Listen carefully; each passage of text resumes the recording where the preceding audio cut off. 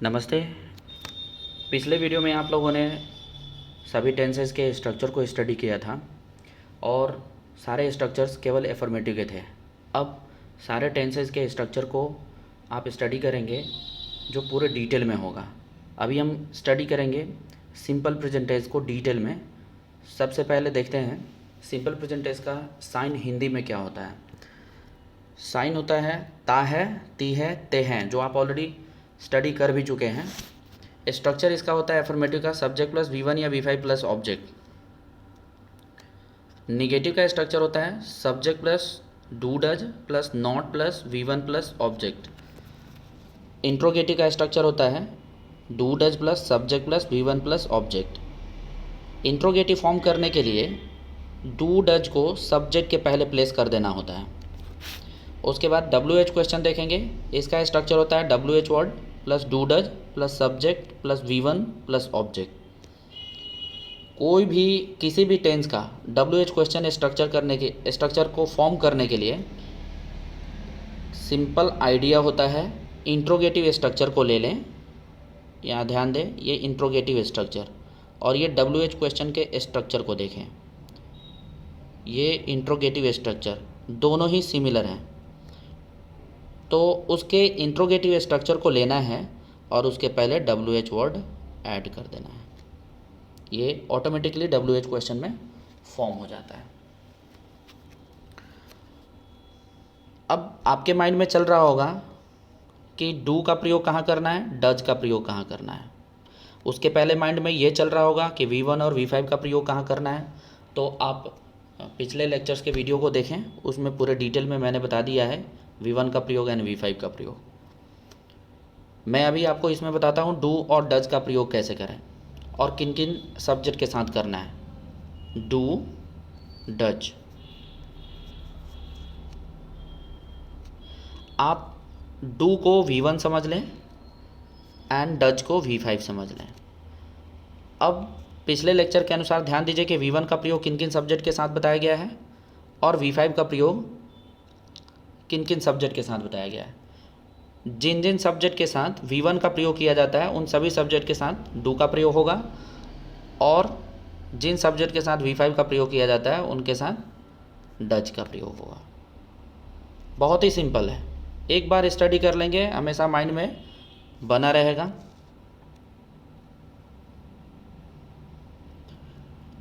V1 क्या होता है?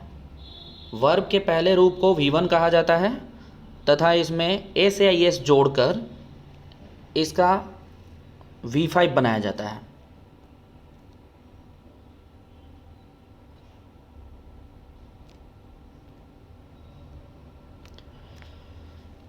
जैसे गो V1 होता है, इसमें एस या एस जोड़कर इसका V5 बनाते हैं। हालांकि ये मैंने पिछले लेक्चर में भी बता दिया था। एग्जाम्पल में देखिए, गो है, इसमें एस या एस जोड़ा गया है, ये गोज हो गया, मतलब ये V5 है। कम में एस ऐड करेंगे, ये कम्स बन जाता है, ये भी V5 हो गया। ठीक है। जब सेंटेंस का सब्जेक्ट आई, वी, यू, दे या कोई प्लूरल नाउन हो तो इसके साथ V1 का प्रयोग करना है। ठीक है। लेकिन यदि सेंटेंस का सब्जेक्ट ही, शी, इट तथा कोई भी सिंगुलर नाउन हो तो इसके साथ V5 का प्रयोग किया जाता है।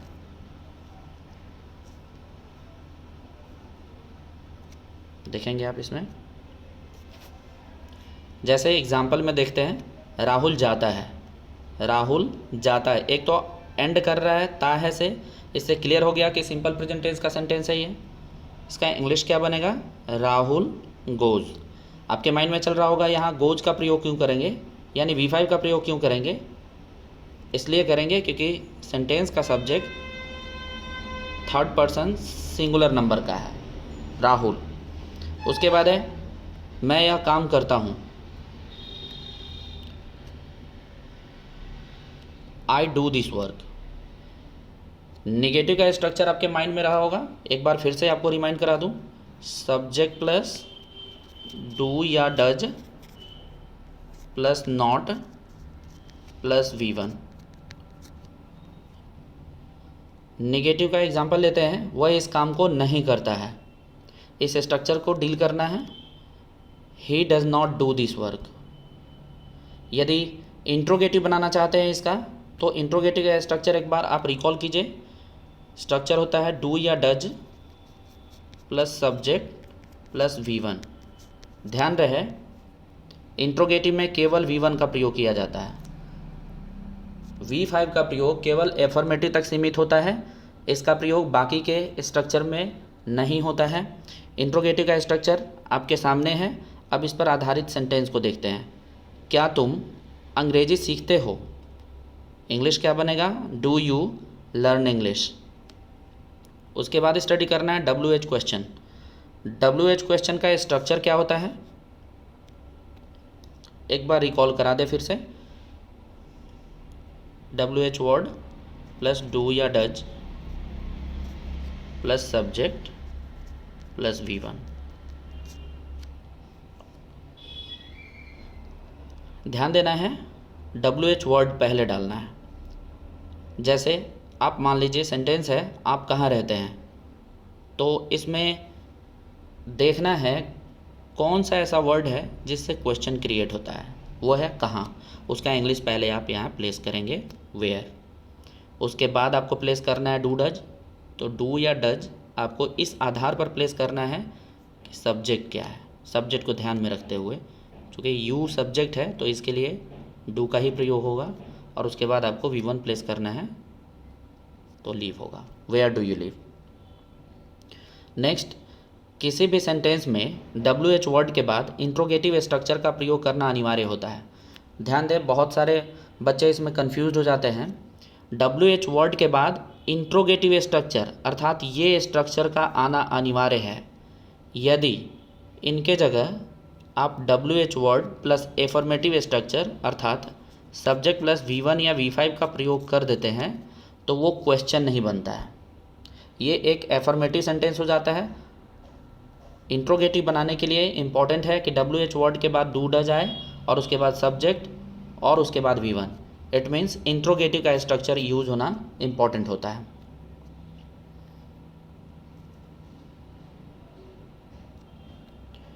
ऐसे सेंटेंसेस को कॉमन एरर्स में सॉल्व करने के दौरान निम्नलिखित पहलुओं को ध्यान में रखें।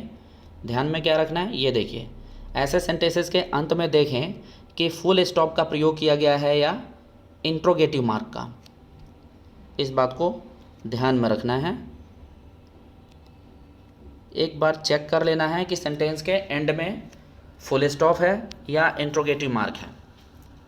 सेंटेंस को जस्टिफाई करें कि इससे क्वेश्चन का बोध हो रहा है या स्टेटमेंट का। यदि क्वेश्चन का बोध हो रहा होगा तो WH वर्ड के बाद इंट्रोगेटिव स्ट्रक्चर यूज होगा।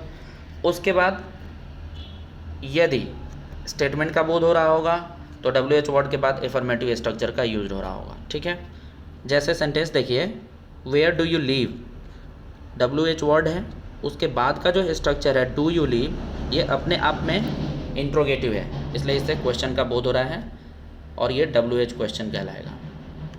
उसके बाद देखिए, I know where you live. इस सेंटेंस को थोड़ा ध्यान से पढ़ना है, एकदम ध्यान से देखना है। आई नो, ये अपने आप में एक स्टेटमेंट है।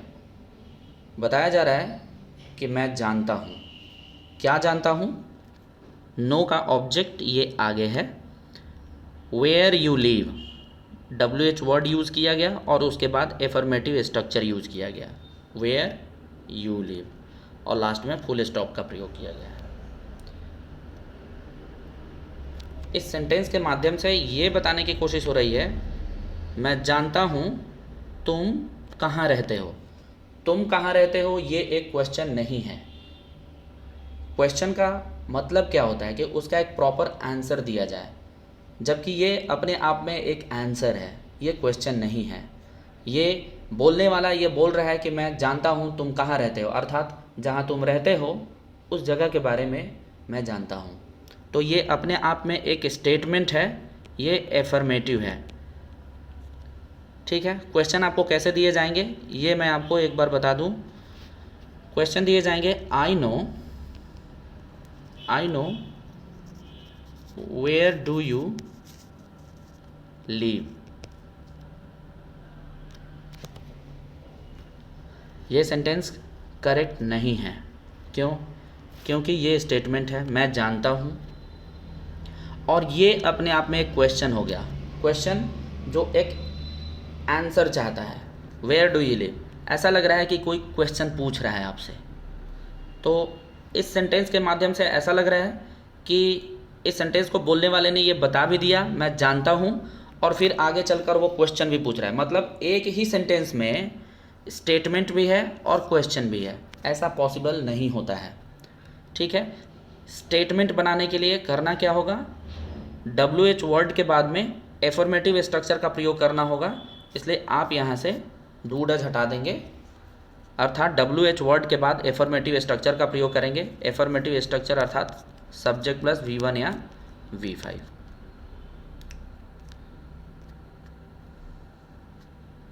नेक्स्ट देखिए, ही नोज अर्थात उसे मालूम है। Why does he beat his brother, ये एक स्टेटमेंट हो गया ही नोज, और उसके बाद WH वर्ड और फिर इंट्रोगेटिव स्ट्रक्चर। आप थोड़ा सोचिए, यदि ये WH क्वेश्चन होता तो कम से कम लास्ट में इंट्रोगेशन मार्क तो अवश्य ही होता, लेकिन ये एक स्टेटमेंट है। ये बता रहा है कि उसे मालूम है कि वह अपने भाई को क्यों मारता है। ये एक स्टेटमेंट दे रहा है, इसलिए WH वर्ड के बाद एफर्मेटिव स्ट्रक्चर का प्रयोग होना चाहिए था, और सेंटेंस क्या होता, why he beats his brother. ठीक है, तो इस नियम के अनुसार ये सेंटेंस भी इनकरेक्ट है।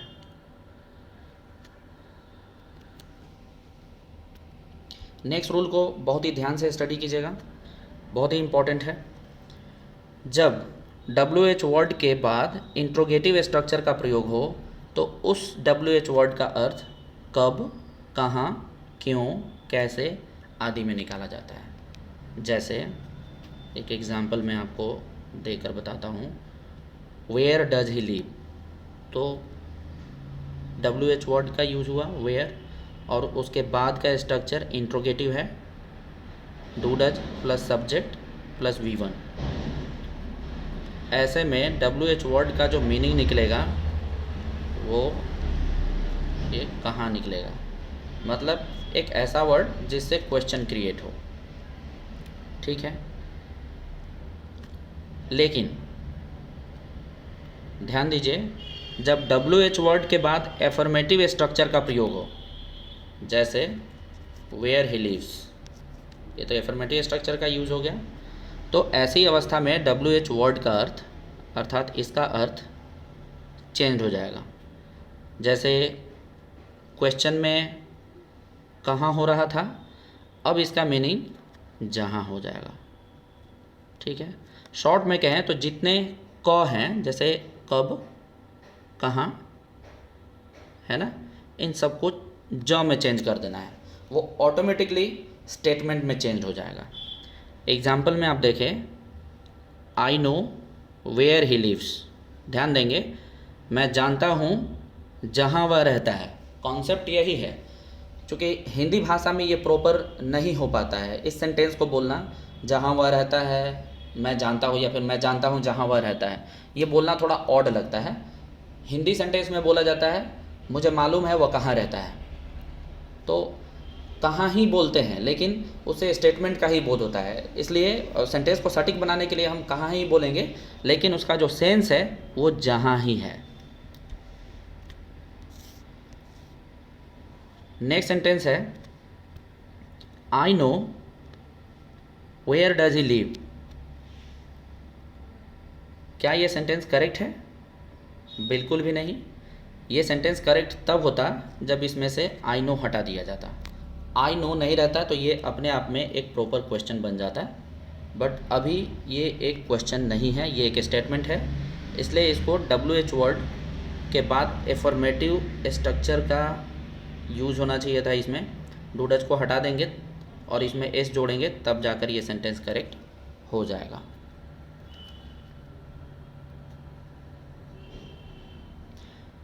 अब ये तो छोटे छोटे सेंटेंसेस थे, एक लेंथी सेंटेंस को देख लेते हैं इस टाइप से क्वेश्चन कैसे आते हैं।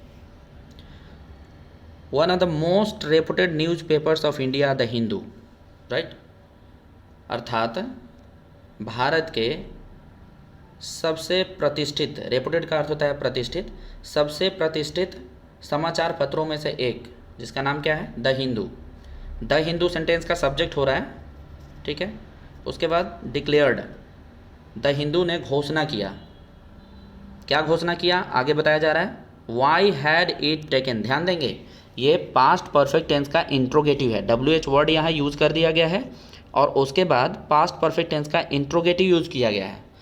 तो इसने घोषणा किया, अब आगे स्टेटमेंट ही दिया जा रहा होगा, ना कि आगे क्वेश्चन पूछा जा रहा होगा। और लास्ट में देखिए यहाँ पे फुल स्टॉप का भी प्रयोग किया गया है। इट मीन्स ये जो सेंटेंस है ये इंट्रोगेटिव पर बेस्ड नहीं बल्कि एफर्मेटिव पर बेस्ड होना चाहिए था। और एफर्मेटिव क्या हो जाता, इट सब्जेक्ट है, उसके बाद हैड होता और उसके बाद V3, it means it had taken का प्रयोग होता। ठीक है, तो इस प्रकार के ही कॉमन एरर्स के क्वेश्चन बनते हैं। तो सेंटेंस पढ़ते हैं, why had it taken such a decision before publishing that article. ठीक है, तो मीनिंग इसका होगा, भारत के सबसे प्रतिष्ठित समाचार पत्रों में से एक द हिंदू ने घोषणा किया कि उस आर्टिकल को छापने से पहले उसने ऐसा निर्णय क्यों लिया था।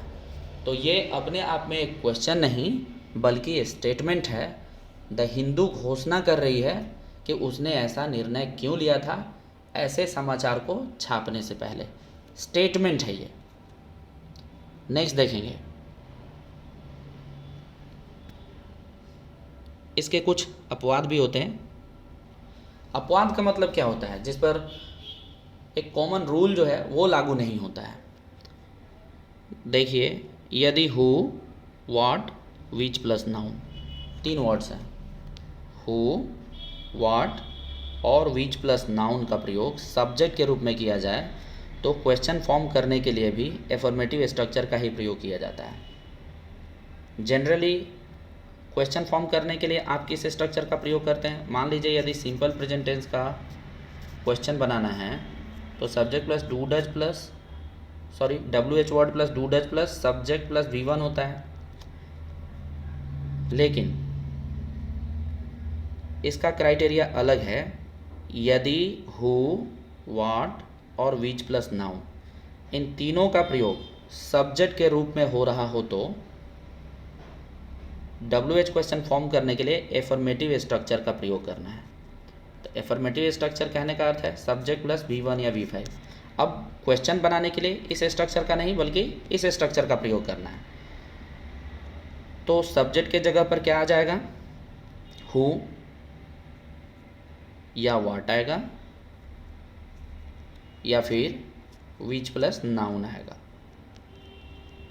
और उसके बाद V1 या V5। ठीक है, अब इसके आधार पर एग्जाम्पल्स देखते हैं।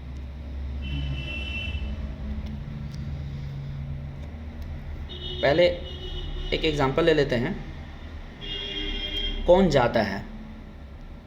ले लीजिए, कौन जाता है। इसमें सब्जेक्ट क्या है, जाने वाले का नाम हमें मालूम नहीं है तो फिर हम बोलते हैं कौन जाता है। क्योंकि उसका नाम मालूम नहीं है तो पूछ रहे हैं कि कौन जाता है। इसमें कौन ही सब्जेक्ट है, कौन जाने का काम कर रहा है। यदि इसके जगह पर नाम मालूम होता, जैसे यदि राहुल जाता है, अगर ये मालूम होता कि राहुल जा रहा है तो हम बोलते राहुल जाता है। लेकिन हमें मालूम नहीं है, जाने वाले का नाम मालूम नहीं है हमें, तो ऐसी अवस्था में हम बोलते हैं कौन जाता है। तो कौन जो है वो सब्जेक्ट के रूप में फंक्शन कर रहा है। तो इससे क्लियर हो गया कि हु सब्जेक्ट के रूप में आ रहा है। इंग्लिश में यदि इसको कन्वर्ट कर दे तो हु सब्जेक्ट के रूप में फंक्शन कर रहा है। अब फिर उसके बाद V1 या V5 का प्रयोग होगा। क्योंकि हु सब्जेक्ट सिंगुलर सब्जेक्ट के रूप में फंक्शन कर रहा है, इसलिए यहाँ पे V5 का प्रयोग होगा। कौन जाता है, हिंदी के सेंटेंस को पढ़ने से ये क्लियर हो जा रहा है कि जाने वाला कोई एक व्यक्ति है, इसलिए इसके साथ V5 का प्रयोग होगा। ठीक है, अब देखिए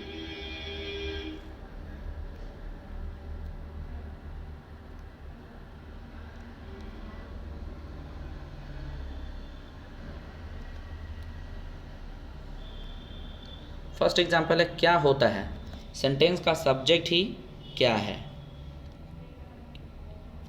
यानी व्हाट सब्जेक्ट बन रहा है, और होना का इंग्लिश हैपन होता है, और इसमें ए से आए, इसमें एस ऐड करके इसका V5 बनाया गया है, क्या होता है अर्थात व्हाट हैपन्स। अब ये इंपॉर्टेंट नहीं है कि केवल सिंपल प्रेजेंट टेंस में ही ये फॉर्मेट लागू होगा, ये सभी टेंसेज में लागू होते हैं।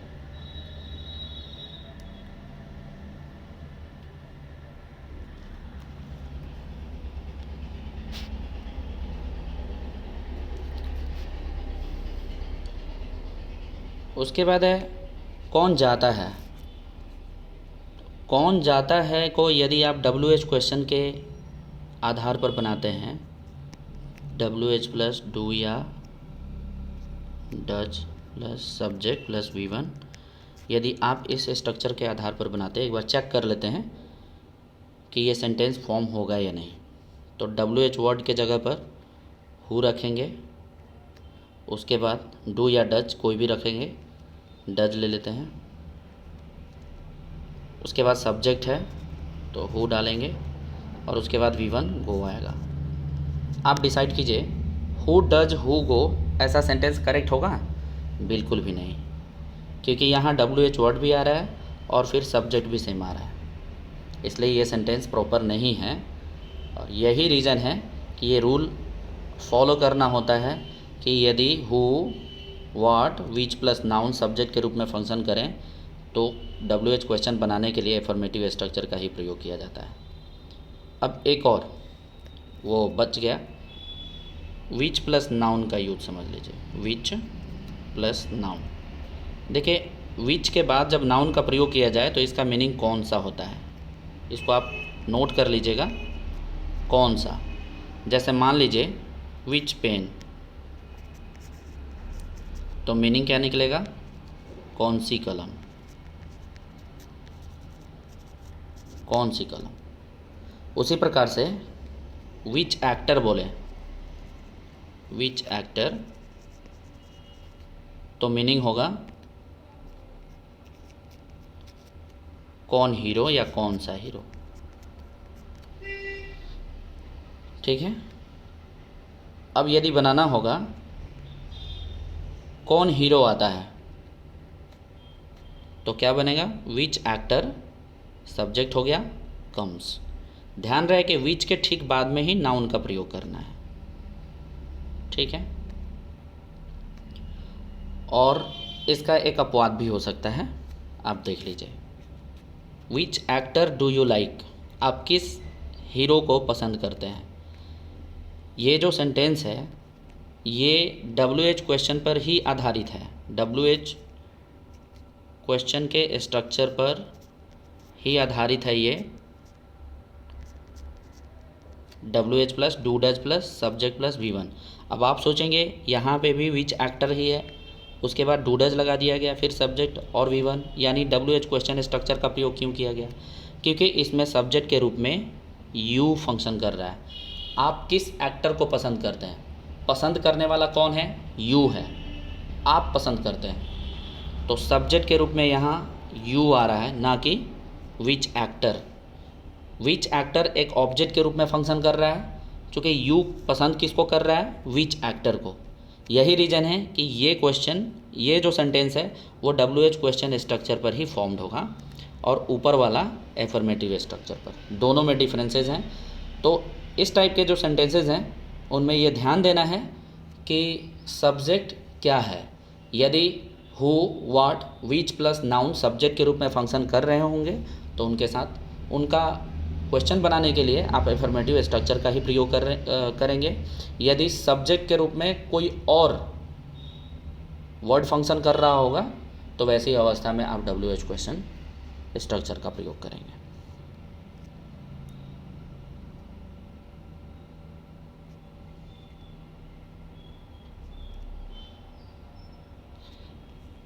नेक्स्ट अब स्टडी करना है टेंस के यूजेस।